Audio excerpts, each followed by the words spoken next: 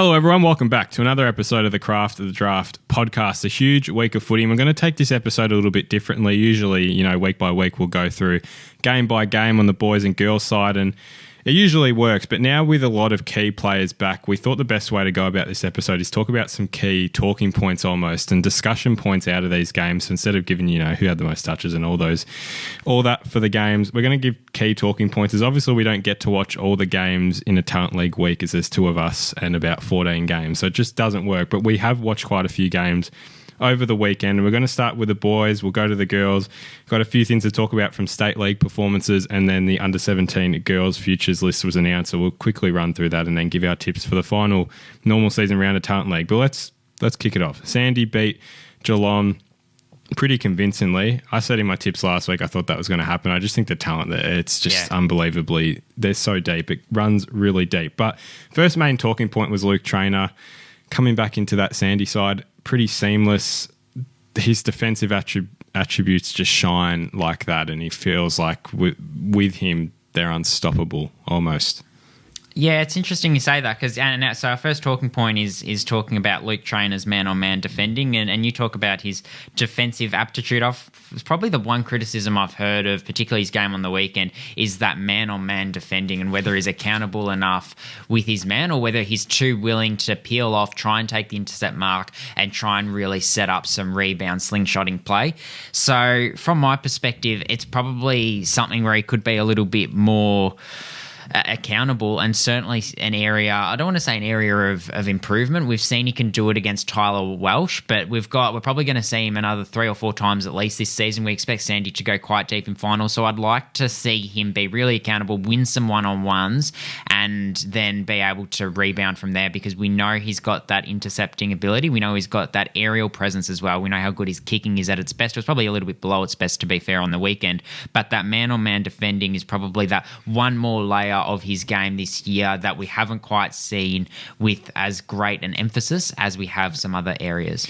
Well, I'll throw another question back to you in terms of, is that really his role to be a strict one-on-one defender? Because obviously his best work comes from that intercepting capability, and I'd agree his disposal and his general performance wasn't as high as previous games, but I still think that impact with his rebound and his intercept can almost at least in Sandy, he's got other players that do that role for him of one-on-one, and they're pretty strict in that sense. So does he need to actually properly showcase he's got that ability, or is at the next level, is that something that's not really going to be his main focus anyway? Yeah, it's an interesting point. I guess what I would say is he has clearly found a home for himself down back, and if you're in the back seven, your first role should be to defend before you do come off and try and set the game up from an offensive standpoint. So I do still think that grounding as a defender is really important, and like we say, we know that he's definitely got it, and we've seen it, but probably a little bit more spasmodically than we would like, and would love to see it, particularly this weekend against Oakley. Not sure which matchup he's going to get, but they've got some real firepower up there. Yeah, certainly do. Move to the next talking point, which is about, I guess, the players that are under the radar in that Sandy team, because obviously they're stacked with top 30 talent in there, but you've got those boys that are pushing for probably your late 3rd or 4th round picks. I'll let you lead this conversation. Touch on the players you want to, but I struggled to think of an answer to this. I said to you, but what do these players have to do, like a Charlie Rosines, for example? What do they got to do to push themselves further up the boards come the end of the year? Because what's there, probably 3 or 4 games left. Yeah, so those sort of players that have played schoolboys all year and they're coming back in and it's stacked where they don't necessarily have that opportunity to really shine, and they've missed out on the national championships as well. So probably coming from a little bit further back. And I think when I think of those sort of players, I think they need to have real X factor and some real offensive dynamism and speed and athleticism. And I think that needs to be on show for all to see. And they've got games to show it. Like we say, we expect Sandy to play 3 or 4 finals, but at the size of someone like a Charlie Rosines, and there's so many of those 180 to 183 centimetre players. I think Charlie Rosines is a little bit smaller than that, but there's a lot of those sort of players in this draft class that I think it's really important that you're not just a role player that plays as a high half forward because you can't quite crack into the midfield and you're trying to sort of get your licks of the ice cream around the sort of periphery of the contest. You're actually trying to show something, kicking some goals, setting up some goals, and playing with some real creativity and flair at the back end of this season. And you've also got to play to structure as well. Rob Harding, their coach, gives them a really strong structure. He's an excellent coach. So I think, you base your game there, and then hopefully from there, if you've got the talent, that can shine, because they do get enough looks up forward, Sandy. So there's enough opportunity for the offensive players to really shine. I'll just bring him in quickly, Bailey McKenzie. I just want to touch on his game, given it feels weird if we don't. But he's one that could fall into that. He probably was in this category before this game started, as one that probably needed to show just that little bit more. His Metro series was okay without being great, right? Yeah. Is someone like Bailey McKenzie, what you see is that's the fundamentals of what you got to do to build yourself up. You know, he's the way he played on Sunday was terrific. The separation he got, his marking capacity, is that the X factor you talk about that he was able to show at least? Yeah, exactly. And I think the good thing that he was able to do was, we knew what he could do at the start of the season, and obviously, like you said, he got a couple of games for Vic Metro as well. But I thought it was a really well-rounded game, and we were able to see different elements of his skill set. Like, he was quite clean below his knees, his forward craft was really good, and at the size that he is, he's a third forward, he's not a key forward, but everyone's probably seen his marking to start the season. We know what he did against GWS. That was built off what he was able to do in the 7 goals that he kicked. So, I think another thing is probably showing something a little bit different, showing that you've really progressed from those first few rounds of the season, because it can be quite easy to plateau, or it can be difficult to make the jump up from APS or AGSV footy. And, the players that are able to make that leap are the ones that are going to be well positioned in the back portion of the year. Last talking point from this game before we transition into the second game of that doubleheader, which was Oakley GWV. But if you go to the stats, which most people do, you see Levi Ashcroft 46, you see Murphy Reid 39. It didn't feel like that on the day, did it? Although it did feel like they were racking it up, but not to that extent of a 46. And Levi kind of matches Will's, 51 from a couple of years ago. So I don't know. What did you think about their games? Murphy Reid, both of them started really, not poorly, but very kind of off their game. Something felt off to start, but then that just ticked over. I was questioning Murphy Reid if he was even he was going fully at it, which sounds like a dumb statement, but when you have that much class, you're at the back end of the year, you don't want to injure yourself going into finals. It felt like he was even going half pace, but he was still elite. Yeah, I didn't get that sense of Murphy Reid. I thought Murphy Reid was absolutely terrific. I thought he was comfortably the best on ground with the skill set we've seen from him all year. From Levi Ashcroft, to me it felt like a 25 to 28 touch game. And I know there were some other people at the game that sort of thought the same thing. It was like, wow, how did he end up with 46? Is this a glitch in the Matrix or something like that? But I didn't think it was overly impactful with his disposal. He's a very smart footballer and he's got so many weapons that we've discussed at length this year, but it felt like an accumulator game to me, and the tag accumulator has obviously got negative connotations about it now. You want to see players be able to really hurt and slice teams open with their disposal. It felt like there was a lot of disposal with him where it was uncontested mark, kick. You're not really advancing the ball. You're not really generating scoring opportunities. Yes, he did win his fair share of contested ball, and that's something that was noteworthy, as he always does, and won some clearances as well. He's clean, but it did feel like, compared to Murphy Reid, who got 39 disposals, he was a little bit less impactful, and Jagger Smith as well got the 42 disposals, and I thought Jagger was particularly influential. Before we move on, let's just touch, since we were at that game, shout-outs to Lockie Jake, Xavier Ivicic and Noah Tulio, Falcons boys, all performed really well and slotted back. I mean, they've been playing most of the year anyway, but against the top side, all three stood up. But we'll move now to the Oakley Rebels game. And, Jagger's the main one that we kind of transition on from Levi having 42. And, he was unbelievable, because the questions have been, how damaging is he with the ball in hand? Yep. I think that experience at VFL level has really helped his game. He seems a lot more aggressive now and willing to take on, not that he's ever been shy of physicality. He takes it on. He's always been courageous. But it was his scoreboard presence early where he was able to impact scores inside 50, finding space out of nowhere. That's just the way he does things, and his delivery inside 50. The way he extracts the footy out of contests I find fascinating, given he barely has to put himself in a contest, but he just takes it out and he's got space ahead of him. But was that, okay, if you had to compare all three of those players we just talked about, where would you have him in that ranking? I would have Jagger Smith at number 1. I would have Murphy Reid at number 2, and then I'd have Levi Ashcroft at number 3. Yeah, I think the one other thing I'd add to Jagger Smith is it just felt like every time there was a stoppage around the ground, it was a reasonably open game as well, but every time there was a stoppage, he was there.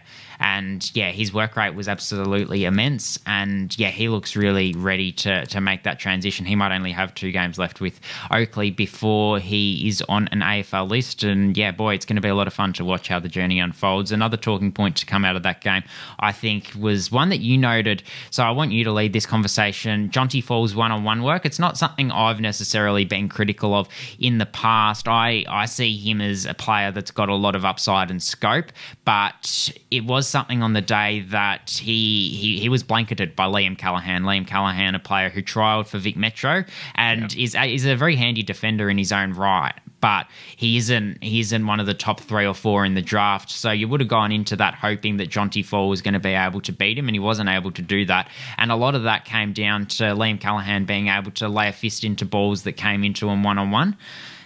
Tell us about how you see Jonty Fall's one-on-one work. I also want to note that Luca Grego had a role in him in the Vic Metro versus Vic Country game, and Luca Grego, completely undersized against Jonty Fall, was able to neutralise him aerially as well at times. So, yeah, there's certainly something to the discussion.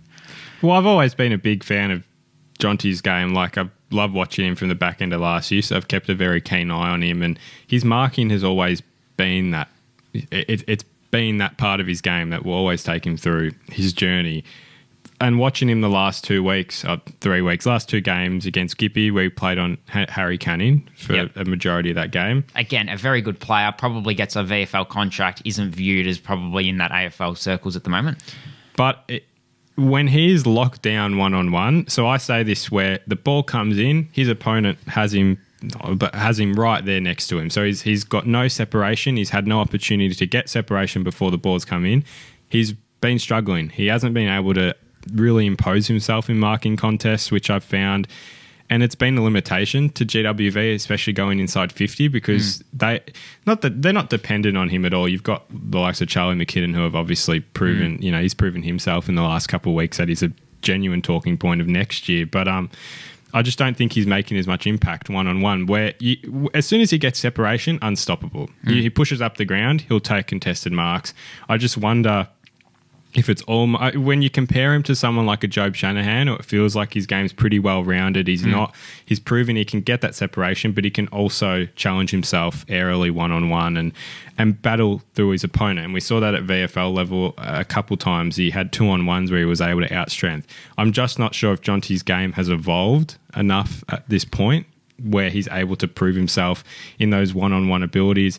I don't think it's a massive red flag. I just wonder if it's going to affect where he goes in the end, because I do think at senior level that's something you have to be able to do. I mean, that is a major part of forward craft, your one-on-one. So in short, would you say he's a key forward at the next level, or is he more of a third forward, given that question around whether he can stand up and take a massive contested mark? I'd almost lean towards the third forward at the moment. And the one thing I'd say in his advantage as well, he's very good when the ball hits the ground. He's deceptively mobile. But one more at you with no notice. I think all these players are exactly the same height. James Barrett, Job Shanahan, Harry Armstrong and Jonty Fall rate their contested marking. Oh, wow. Yeah.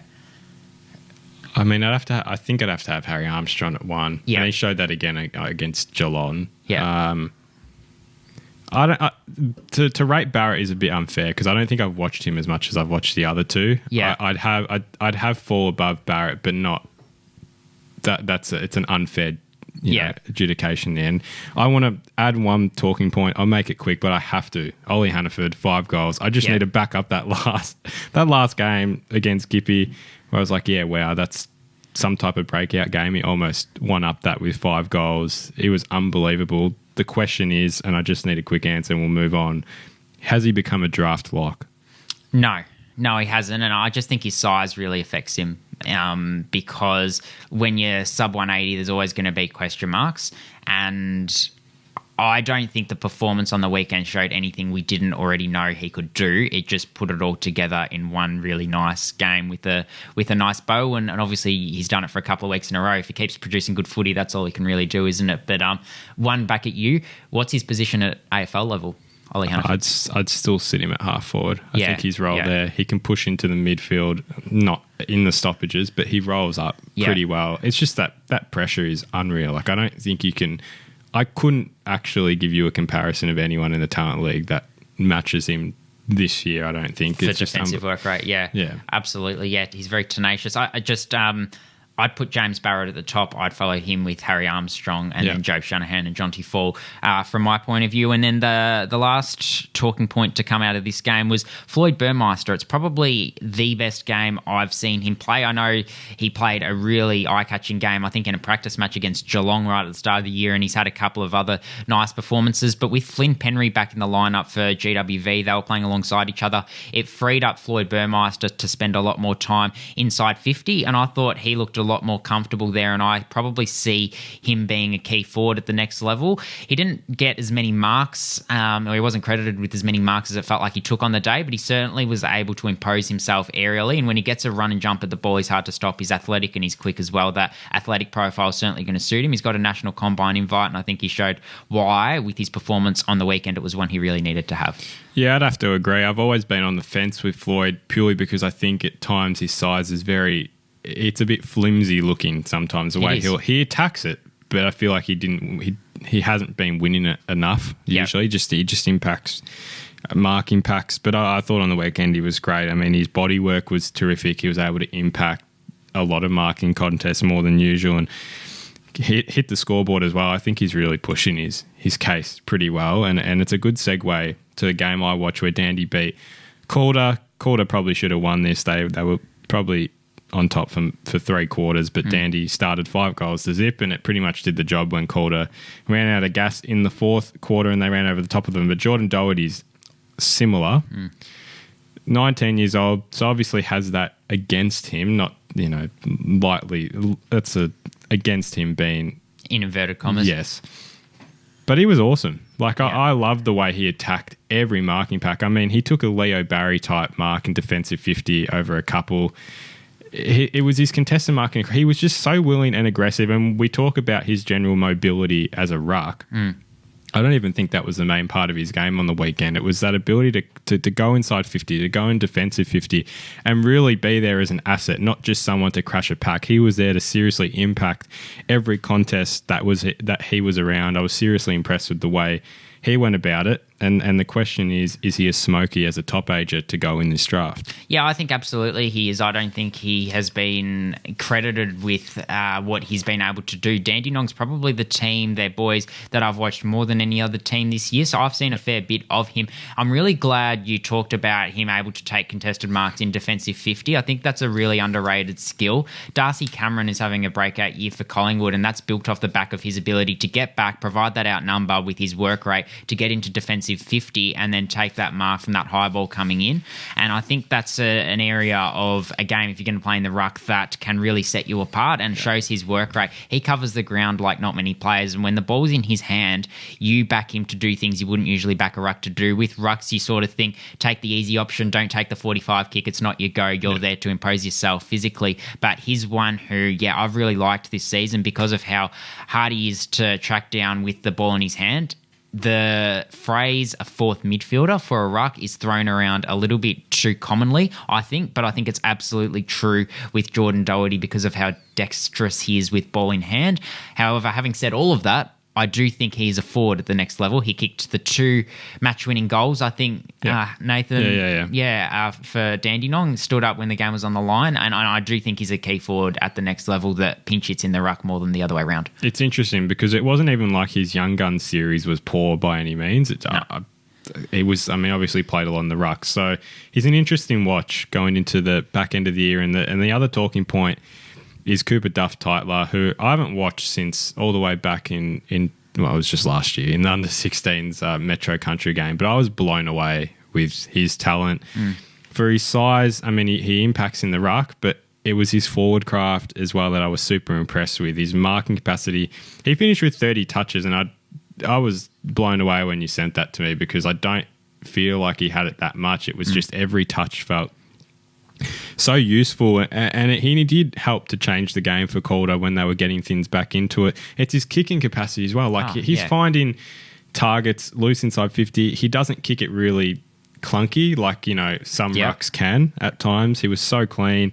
He was clean above his head as well in pressure, you know, when he was in contests where pressure comes around him, he gets his hands up really well. He's not phased by incoming pressure, and he gets it off really well to ensure transition keeps moving. Like he's always aware of what's around him and how the game is moving, and ended up with 2 goals as well. I was super impressed, and it made me question, is he a potential number 1 pick? Because we've got Dersmers, we've got Ludovic, McGuan's in that conversation. Where do you reckon he ranks, you know, in this discussion at the moment? Well, I think the first thing we have to note is he's got a choice to make between footy and basketball. So if he chooses basketball, then it doesn't matter how any AFL recruiter sees him. But yeah, I think he is absolutely in the conversation. I watched him last week in the under-17s game. I thought he was one of the standouts. He played up forward, and that last quarter he played in that under-17s game. It sounds like he translated that into the Dandenong Calder game. His ability to take contested marks, not just take contested marks when the ball's coming inside 50, but also take contested marks to lock the ball inside 50, I thought was really impressive. And his follow-up at ground level is absolutely outstanding. So 199 centimetres and 30 disposals, 17 hit-outs and 2 goals is an absolutely sterling display. And I think the other thing to note in this conversation is some of the players that have been discussed as potential number 1 picks haven't necessarily produced as big a bottom age season as perhaps we expected coming into the year. I think Archie Ludowic's been pretty strong, but he's obviously been punctuated by school footy. He hasn't had a full season. Neither has Cooper Duff-Tytler, to be fair, but yes, I would say he's definitely in the conversation, would be my short answer with the attributes that he does have. Bendigo and Tassie, you watch this game, not so pretty. It's 10 in a row for Bendigo, and not for wins, it's losses for them. Tassie got the job done 93-22. A few talking points, and there's kind of one that relates back to Sandy Geelong, but it was profiling the future stars in your eyes, and that was Lucas Wooton for Tassie.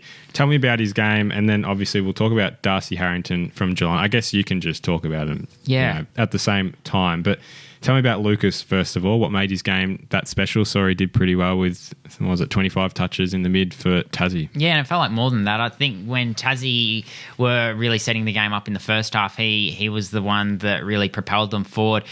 As a bottom ager that's clearly going to be a midfielder when they do become a top ager, I think you can sort of be caught. I said it before, but you can sort of be caught on the periphery. You're a half forward or a half back. You have to learn that craft and be accepting of that for a few games before you get into the midfield. Well, Saturday was the day where he got his midfield minutes for the most extended time he probably has so far in his Coates League career for the Tassie Devils. And absolutely super clean, really clinical with his disposal. He was powerful, won plenty of clearances, and made the right decisions as well under some pressure. So showed he had absolutely no problems whatsoever adapting to the pace of the game and the physicality of the contest. So I thought it was an outstanding performance, and I think what he's got is a perfect skill set for the modern day midfielder, and I'm looking forward to seeing how that unfolds in the next 18 months. I expect he'll be a massive part of the Allies midfield next year. And Darcy Harrington, I thought, it's a little bit of a breakout game from him as well. Like a great story, a player from the Geelong Falcons who missed Vic Country, surprisingly, from, I think, people down at Geelong Falcons. And he's only 15, doesn't turn 16 till November, so he's exceptionally young. Comfortably the youngest player that took the field against Sandy, and 15 disposals and 2 goals, and he played as a midfielder. The numbers don't jump off the page. The repeat efforts really did jump off the page, and his willingness to put his body on the line. To get midfield minutes when you're that young, I think speaks to how highly they regard him and how well he is able to stand up to the pace of the game, and he certainly did that as a double bottom major, so I want to certainly keep an eye on. Last talking point from this game that you watched, and then we're just going to quickly run through the other results and top performers, but Archie Day Wicks is one that we've been, I reckon, critical of throughout the year. We've got a vested interest in him. He's been a terrific player to watch over the journey, but has he really rounded off his game at this point of the season, and I guess as he built himself into great form. Yeah, it feels like it. Last couple games. I think the last 3 games, I was interested because I was having a think about this obviously yesterday, and it's not something I've necessarily noticed, but it does speak to a harder edge that he's added to his game. He's averaged 6 tackles in the last 3 games. Before that, he'd only averaged 2.5 tackles. Yep. And I think that shows that, his hunt for the contest, his willingness to go in and win the hard ball is something that I've really noticed. And it started with a wet weather game against Northern where I saw some highlights that Baseline Footy posted, and I was like, geez, that's Archer Day Wicks. There's certain elements of his skill set in terms of toughness and that sort of thing that I'm not used to seeing from him. You sort of think of him as that X-factor player who produces highlights and he is really eye-catching and entertaining, but in terms of having that contested capacity as well, I think that's something that we've seen from him a lot more extensively in recent times, and with the power that he does possess and that ability to turn a game in 10 minutes and really impact with his disposal, I think you add that with the contested stuff that we've seen, and you've got a player that isn't just going to sort of fall in and out of games when it's there to be won or when the game's on his team's terms, but he can actually be the player that goes in. And I've compared him to Jake Stringer before with the ability to win contested ball and do what he did on the weekend and has done in the last 3 weeks. I think that comparison starts to have a little bit more legs, and he has been absolutely terrific, and it's been down to his appetite for the contest. I think there was one moment in particular I want to just quickly highlight. It was in the first quarter, and he stood up in a tackle, and he had no right to do this, and he found Dayton Urata 20 metres away. It felt for all money he was going to get pinned holding the ball, but he was absolutely composed while he was getting tackled, and was able to find a target. And his physicality and ability to do that sort of stuff absolutely has risen to another level, and that's been really impressive to see. Gippy in Northern was a stunning end, and I just turned on this last couple of minutes on our phone, and I missed this goal that you said was amazing right at the end. But Gippy got the job done 95-86, but they were down by 3 points with 4 minutes left, so they kicked the last 2 goals of the game. Alex Taru with 3 goals. Will Melody 3 goals again, so he's been producing some good efforts. As a double bottom major, Jesse Detoli and Liam Farrer as well with 3 goals each.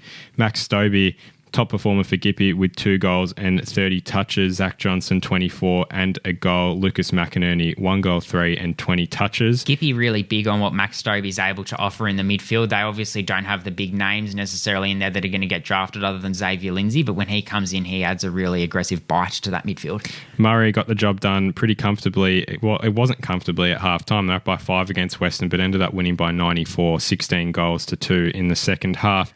Goal kickers fest for Murray with Josh Murphy kicking 6, Jack Whitlock 5, Matt Whitlock 4, Alex Swinnerton 3 goals. Ollie Warburton with 30 touches. Tom McGuan and Tom Burton complement each other very well, 28 and 26. Massimo Razzo with a goal and 23 touches. Last game, that's all. That's the wrap, yeah. So, but moving on to the girls' game now, and you watched some of the Oakley-Sandy game, and the result was probably a bit of a fait accompli before the match started, but Emma McDonald played down back, showed a little bit of versatility. How'd she go, and what'd you make of the positional flick? Yeah, it was interesting. I understand why they did it, because it was probably a game they knew they were going to win, even at not going full pace. They were just too good, Oakley. But she was really proficient. It just felt like a game that was simply translated into the back half. Her marking capacity was the exact same. The way she read the flight of the ball didn't feel any different, and she was able to get separation quite a lot. So it just felt like forward craft rather than battling her opponent one-on-one in a different sense. Her ball use was terrific, getting out of D50. Her marking stood up. Even her pack marking as well. She was able to take a few really good contested pack marks and showed that she's capable defensively to stand up. It was hard because Sandy weren't really pushing inside 50, so it was hard to see those like pure defensive elements. So when you're under pressure, it was really a lot of ball comes in, she marks it, goes out, and she resets. So that was the hard part about analysing her game, but I still think that move was quite good. She probably will play there again against Calder this weekend, assuming that, they probably will do that game quite comfortably. And for Sandy Scout Howden, I just want to emphasise her work rate. She was exceptional. In a word, is Emma McDonald still a forward at the next level? Yeah, I'd be so surprised if she. It's just. I think that was just for versatility. She just proved her point, but I still think she's a forward at the next level. Some other games, Gippsland comfortably getting the job done against Murray. Ash Central was out. It was a Jazz Soudan breakout game in the midfield. 30 disposals and 4 goals. Really clinical from her. Ava Desh really strong, and Lily Milner is a double bottom major. Really good kick of the footy, and she showed that on the weekend. Priya Bowering led Tassie to a comfortable win over Bendigo. Western were led by Sierra Greaves and Alex McBride Lone in a 45-point victory over GWV, and Dandenong got it done pretty comfortably against Geelong. Ali Simon's comeback from injury just continues to get better and better, and you watched a little bit of Northern's win over Calder. Isabella Hashongwa Gibb was one who impressed you, a bottom ager for the Knights in the ruck. Yeah, and she'll be featuring in the 17s future game. We'll touch on in the end, but she was awesome, and I loved her first half efforts. Her composure under pressure. She works really well as a ruck, but she's mobile. She's got that Jordan Doherty type where she can move around so well. Her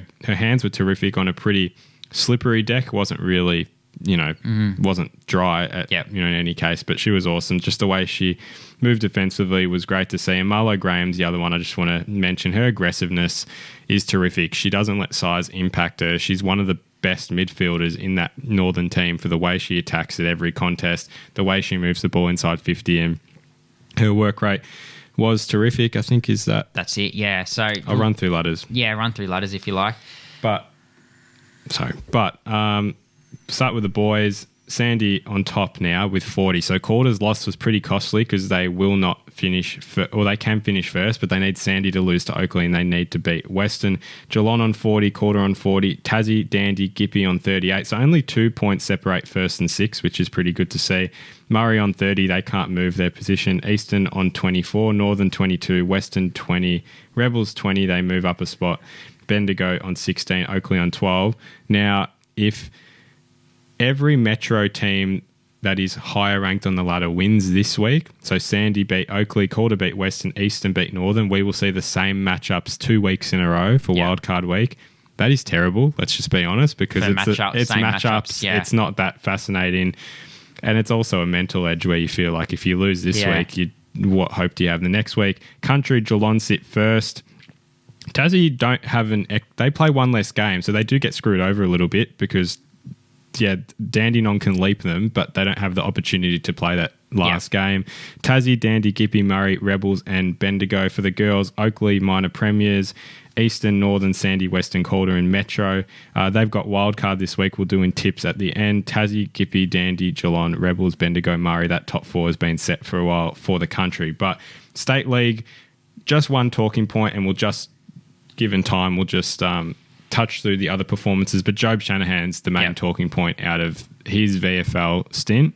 He was awesome, wasn't he? I mean, another really massive performance.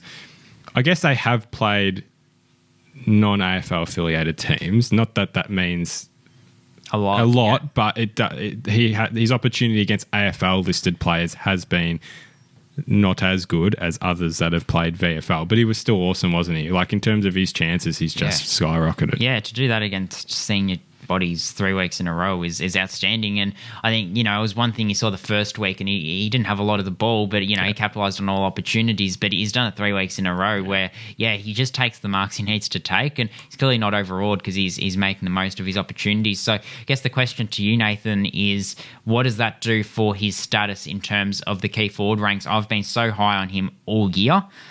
I think when you combine productivity and potential, there's no key forward that sits above him. I can understand the argument that someone like a Jack Whitlock might sit above him if you look at potential only, just because Jack Whitlock's got a little bit more height, where Job Shanahan might be that second or third forward in your inside 50. But, what does that game or that block of 3 games do for his performance? It was 5 goals he kicked on the weekend, by the way. Yeah. Probably, what did he finish with? Probably about 11? 14 and 3. Yeah. Which is unbelievable. Looking at our top 10s, I just was interested where I put him. I put him at 2. I had Joe Berry at 1.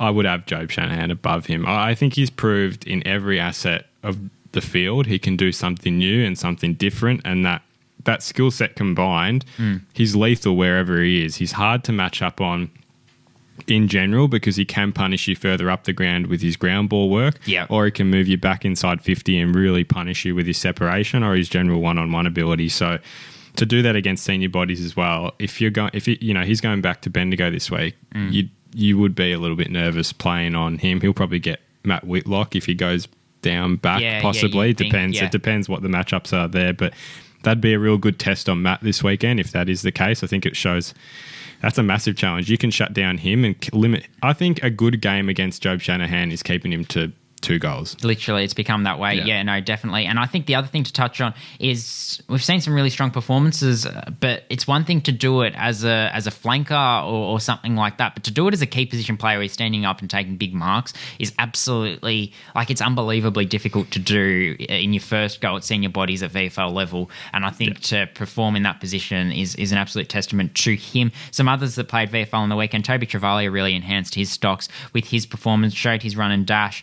Harvey Langford, showed a little bit as well playing for Richmond. The stats didn't show it. He was on managed minutes, though. Jade Newen had a performance that he probably would have liked to have had, and that was good to see. He kicked a goal for Essendon, but more so he had the 17 touches, was able to get really involved for them, which was really good. He's had an up and down sort of little period. Christian Moraes played for Box Hill. Luca Grego kicked a goal for Williamstown, and Lucas Impey. I mean, you talk about it being tough for Job Shanahan coming in and playing as a key forward. Lucas Impey is a ruck playing VFL. That's so tough to do on debut. And he won some hitouts and won some contested footy as well. But that wraps up the State League performers. Under 17 girls futures list got announced last night when we're recording this, but it is set to be played on the 31st of August, which is next Saturday at GMHPA before I think Geelong and Melbourne's AFLW game. So I'll just run through the girls who made that list. We will watch this game and we'll cover it the week of when it happens. But Jordan Allen, Chloe Baker-West won't play, injured. Misha Barwin, Ava Bibby, Harriet Binley, Priya Bowring, Chloe Baum, Mizuki Brothwell and Nalu Brothwell. Good to see the sisters getting in. Rain Dodd, Marlo Graham, Phoebe Hargreaves, Isabella Hishonwa Gibb, Stella Huxtable, Olivia Lacey, Alexandra McBride, Lone, Jade McClay, Taylor McMillan, Zara Newworth and Alice Stoddart. Just a quick question, who are you most excited to see out of that list? Zara Newworth, been really high on her for a long time as a key defender, and I think she's got a lot of upside. Excited to see how Jade McClay fares against the top girls in the country. So, as we said, we will cover that game when it happens. Tips to finish the podcast for the boys. This is the final round before Wildcard, Geelong and Rebels. GWV, Geelong win, they get first and a week off, so it is a lot at stake in this game. Bendigo and Murray.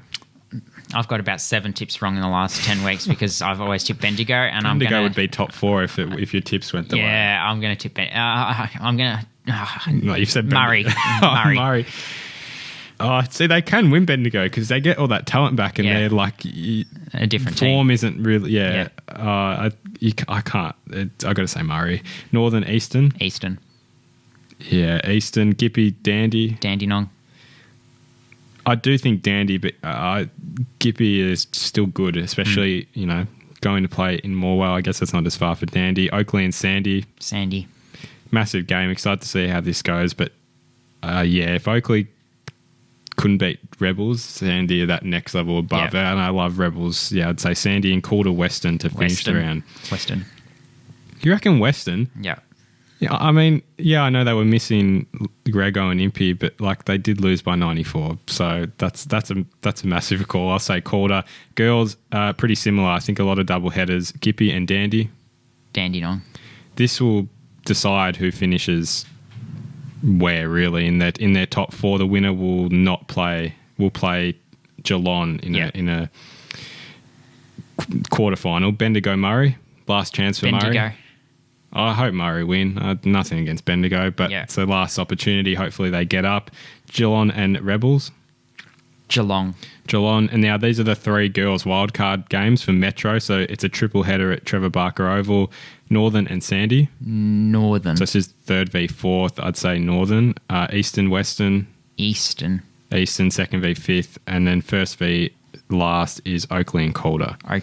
Oakley, so it'll be the 3 winners plus the highest ranked loser, which would be Sandy if our tips go that way, and then it would be Oakley, Sandy, and Eastern, Northern. So that about wraps it up for this week. Let us know if you enjoyed that format. We'll try and keep that going as long as we possibly can, and obviously the games are getting more and more important, but there'll also be fewer games as the season goes on. So a lot of big talking points. Thank you all for watching. Check out our socials for more, and we will see you in the next episode.